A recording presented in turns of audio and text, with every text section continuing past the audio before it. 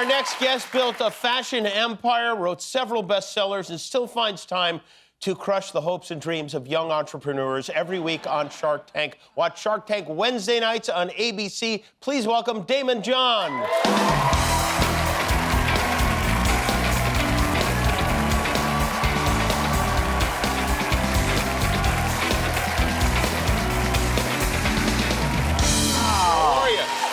Oh, I'm great. Thank you. You look good, and I will tell you something. I wonder about you.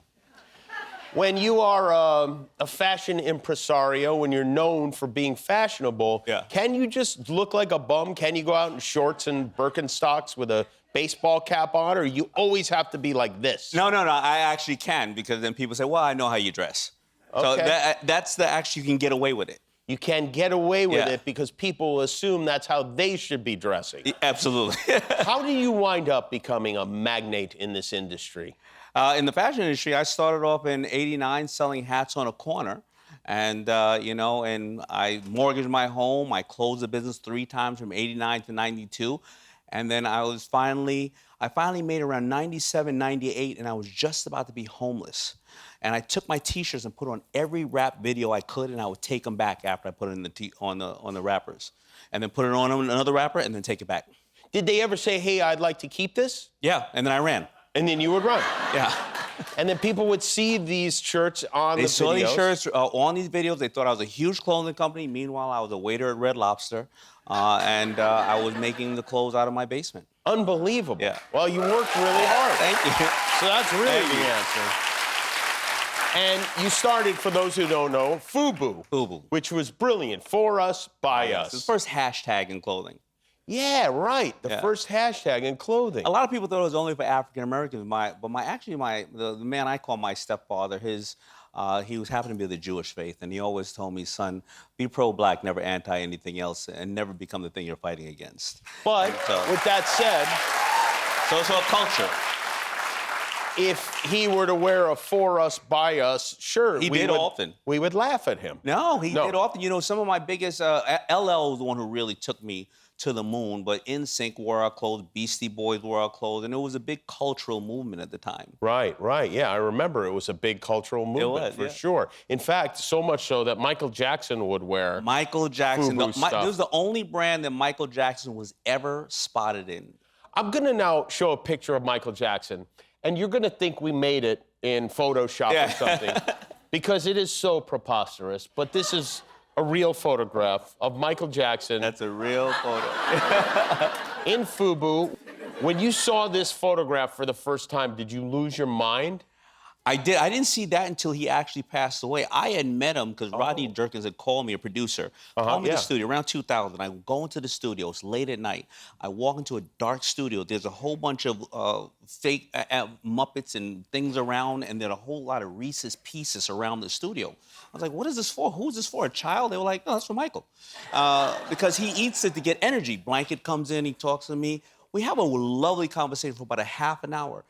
Then they put him in a wheelchair, they put a makeup on him, they take him out, and they drive him uptown to Harlem, where he rolled around in the wheelchair with a transistor radio on his lap, listening to music, playing his newest songs, and people didn't know it was him. He was on 125th Street, and that's how he would understand if people really liked his songs. How he would say, what do you think it is? No, because then they would say, Michael! Yeah, right. God, you stop! Give me that back! Did you ever see him? So there would be a trail of Reese's Pieces, and like E.T., he'd be going and then there was a fake E.T. in the studio, too. Are you sure it was a fake E.T.? I mean, I can't imagine Michael would have a fake E.T. That's true. He probably was E.T. You did meet him. Here you are with Michael. This is proof of... There I am in the studio. Is that the day you were... That the night you were in the studio? That is the night that Rodney invited myself and my dear friend Leslie Short, who was running our public relations, and Michael was just great. Did you meet Bubbles, his chimp? I did not meet Bubbles. I really wish I did. 17 seasons of Shark Tank now. That is remarkable. Thank you. Thank you. It's a lot of pitches to hear. A lot of pitches. What's the best one you were ever involved with, the biggest moneymaker? The biggest moneymaker is the #1 product in all 54 Shark Tanks around the world. I have the #1 product. It's called, yep, thank you. So if you ever interview any of my other fellow charts, I call them underachievers. Yeah. It's called Bombas socks. Bombas socks. Yeah. That's number one. Thank you, yeah.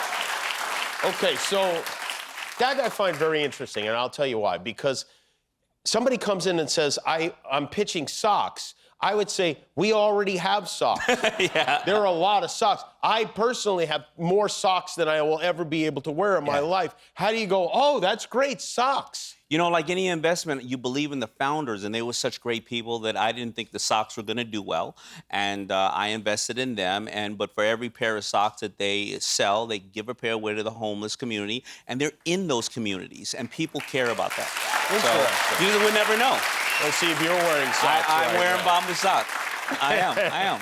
And now, after you've heard all these seasons, all these pitches you've heard, what gets your attention now? I am purely into biohacking now. Anything, longevity, that's a fancy word for longevity. So it needs to have something to do with, of course, either a social cause or something to do with health. Because I've been sitting next to Kevin for 17 years. I got a sour tummy sitting next to this guy, right? You know, he just gives you bad breath and, you know, all kind of stuff. He gives you diarrhea. So I want things like fermented pickles. I want something like red beds, red lights, you know, anything that helps us, because we've been poisoned for so many years by a lot of people, and we can take our own health back. And I had cancer in 2017. I did not do a good job with it. Up until 2021, I was horrible. But when I stopped drinking, when I started fasting for 40 hours, I've been fasting for 40 hours. You got a lot of candy in the green room. I know, it's Halloween time. It's really delicious. What hour are you on right now? 40? I'm on about my 36th hour, and I'm starving. How long do you do it? How many? I do it once a week. I fast for 40 hours a week.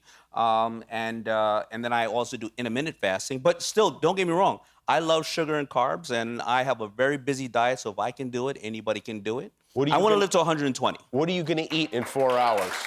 What am I going to eat in 4 hours? Well, I'm supposed to start off light with something like avocado, but I haven't passed the golden corral that I don't like. So I'm not really sure what I'm going to do. It all goes backwards after that. Your biohacking may be taking some roads left and right. A golden corral? Yeah, man. Do we even have golden corral in L.A.? No, you don't. That's the problem. But, you know, I was just in Minnesota, and guess what? They just reintroduced Chi-Chi's. It was delicious. Chi-Chi's? Chi-Chi. Everything fried. Oh, wow. Okay, I see why you have to fast for 40 hours. You do?